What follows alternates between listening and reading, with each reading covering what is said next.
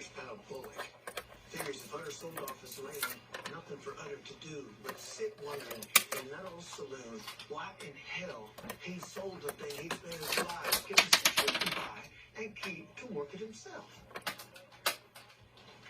Hearst doesn't deserve your land, Charlie, nor Utter either failed to break to mind the pastor's disposition of foul play. He is. Don't approve, huh?